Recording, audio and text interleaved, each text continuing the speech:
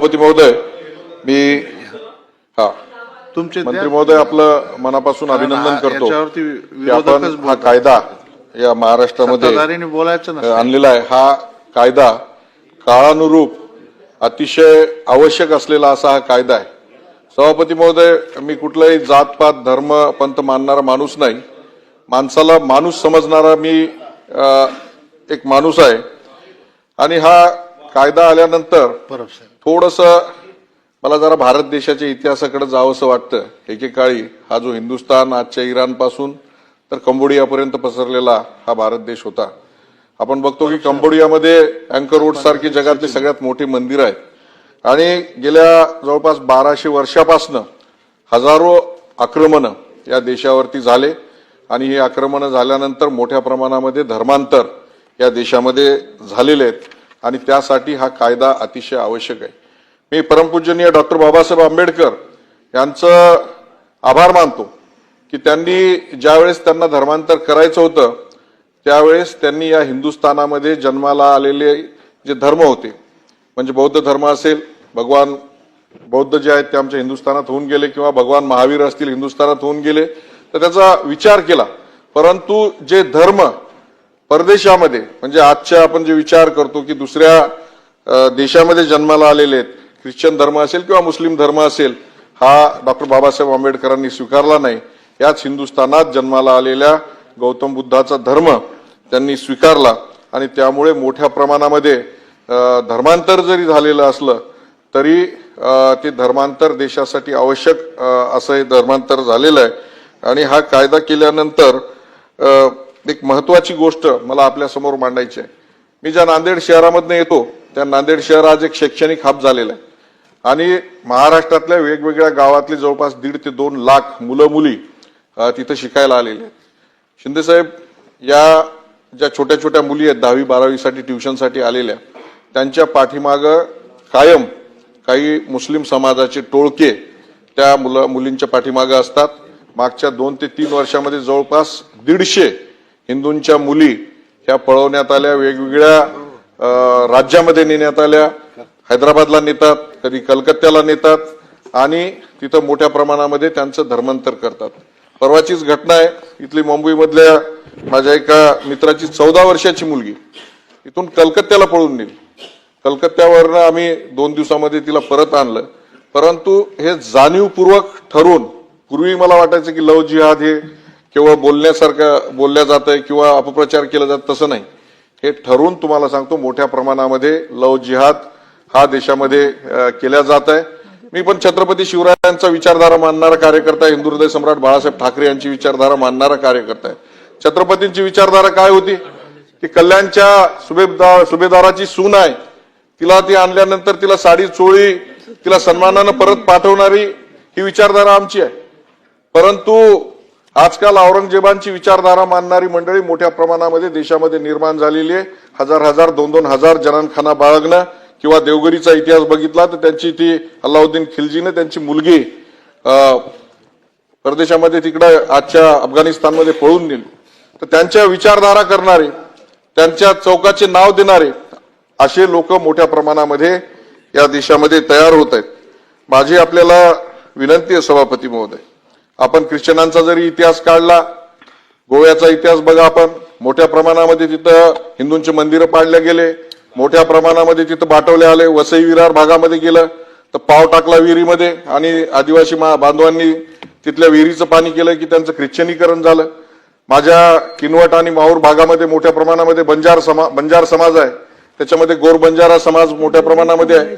त्या समाजामध्ये तिथं छोटे छोटे हॉस्पिटल्स उघडलेले आहेत. त्यांना पहिले वैद्यकीय सुविधा देतात आणि नंतर पैशाचे आमिष देऊन मोठ्या प्रमाणामध्ये त्यांचं धर्मांतर करण्यात येते. ते धर्मांतराचं प्रमाण मोठ्या प्रमाणामध्ये वाढलेलं आहे. माझी सभापती महोदय आपल्याला विनंती आहे की या धर्मांतरणाचा जसा कायदा आणलेला आहे त्या पद्धतीनंच आपण लोकसंख्या नियंत्रणाचा कायदा आणणं अतिशय आवश्यक आहे. आज 150 कोटीचा देश झालेला आहे आणि हे होत असताना कुठल्याच प्रकारच्या सुविधा आपल्याला पुरेशा होत नाहीत. आपल्याला रस्त्यावरती नीट चालता येत नाही. आज आपण जर आयात निर्यात बघितली तर या देशामध्ये गहू आणि तांदूळ जर सोडलं तर तेलापासून पेट्रोलियम पदार्थापासून सगळ्या गोष्टी ह्या मोठ्या प्रमाणामध्ये आयात कराव्या लागतात. आणि हे सगळं जे कारण आहे याला लोकसंख्या आहे. तर ठराविक एक समाज किती मुलं व्हावेत त्याला काही दरबंद नाही. एकेका घरामध्ये 7-7, 8-8 मुलं पैदा करतात आणि या माध्यमातून मतदानावर कसा परिणाम करता येईल अशा पद्धतीचं वेगळ्या पद्धतीचं राजकारण चालू झालेलं आहे आणि कुठल्याही प्रकारचं त्यांच्यावरती दरबंद नाही. म्हणून माझी सभापती महोदय विनंती आहे की एक कुटुंब एक मूल अशा पद्धतीचा कायदा होणं आवश्यक आहे. नाहीतर यापुढं राजकारण करत असताना तुम्हाला सांगतो की एक वेगळ्या पद्धतीनं मोठ्या लोकसंख्येच्या प्रमाणामध्ये पाहिजे तसे कायदे करून घ्यायचे आणि त्यांचा अनुनय करण्यासाठी राजकारण करायचं. नाही, आपल्याला माहित आहे की जो चीन देश आहे आज महापॉवर आहे आणि भगवान गौतम बुद्धांचाच बौद्ध धर्म ते मानतात. ते महापॉवर कशामुळे झाले तर लोकसंख्या त्यांनी नियंत्रण मोठ्या प्रमाणावर केली आणि एक व्यक्ती एकच मूल तिथं कंपल्सरी केलं मागच्या 50 वर्षामध्ये. नाही, आपण करा, काय हरकत नाही. नाही, त्यांना मुभा दिली, घरी आणि बाहेर दोन्हीकडे मुभा आहे त्यांना. दुसरी महत्वाची गोष्ट आपल्या देशामध्ये जे आतापर्यंत परब साहेब नाही, त्यांना परवानगी आहे सगळीकडेच. सगळ्यात महत्वाची गोष्ट की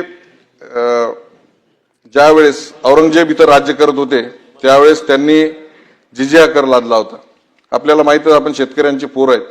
जे काही तुमचं 1 क्विंटल धान्य जर निर्माण झालं तर त्याच्यातलं 75% धान्य औरंगजेबाला द्यावं लागायचं. या माध्यमातून अनेक हजारो लोकांनी की बाबा हे अशा पद्धतीचं माझं उत्पन्न माझ्या घरात राहिलं पाहिजे आणि हे होऊ नये म्हणून हजारो लोकांनी धर्मांतरण मोठ्या प्रमाणामध्ये शेतकऱ्यांनी त्या पद्धतीने केलेलं आहे. अनेक मुस्लिम बांधव आमच्या या देशामध्ये आहेत. हे काय सगळे माणसं काय इराण, इराक किंवा अफगाणिस्तान मधून आलेले नाहीत. ते आमच्यातलेच कन्वर्ट झालेले तुम्हाला सांगतो हे सगळे बांधव आहेत, मुस्लिम बांधव. हरा तुले साहेब सुद्धा सांगायचे की आमच्या पंजोबाचं आडनाव कदम होतं. हे मी स्वतः कानाने ऐकलेलं आहे. तर असे अनेक हजारो लोक जे धर्मांतरण झालेले लोक आज आपल्यामध्ये, त्या अनेक लोकांची इच्छा जी आहे, जे त्यांचा मूळ धर्म आहे त्या मूळ धर्मामध्ये येण्याची अनेक लोकांची इच्छा आहे. हे आंतरजातीय विवाहाच्या संदर्भामध्ये मोठे परिणाम या धर्मांतरातून होत आहेत. ज्या कुटुंबाची मुलगी पळून गेली त्या कुटुंबाला मोठ्या प्रमाणामध्ये समाजामध्ये वाळी टाकल्या जातं. त्या घरातल्या मुलामुलींच्या लग्नासाठी इतर समाजातले कोणतेही सोयरे दायरे तयार होत नाहीत आणि यातून मोठ्या प्रमाणामध्ये एक सामाजिक एक वेगळ्या प्रकारची परिस्थिती तिथं निर्माण होत आहे.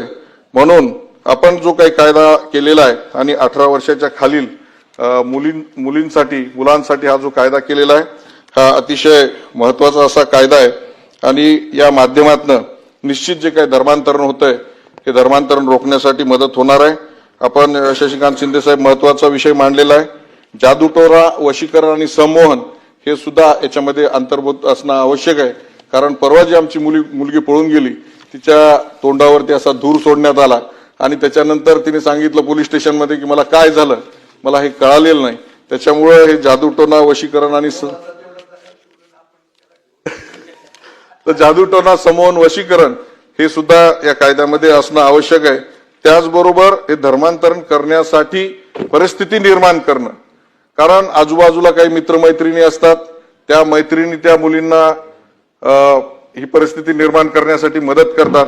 तेव्हा परिस्थिती निर्माण करणाऱ्यांवर सुद्धा अशा पद्धतीची जर कारवाई झाली तर निश्चित ही धर्मांतरण करण्यासाठी अशा पद्धतीची धर्मांतरण करण्यासाठी जबरदस्ती करणार नाहीत. धन्यवाद सभापती.